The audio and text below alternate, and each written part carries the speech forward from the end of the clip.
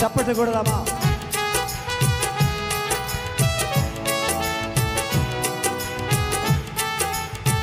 శరీర క్రియలు లయమైపోవాలయ్యా.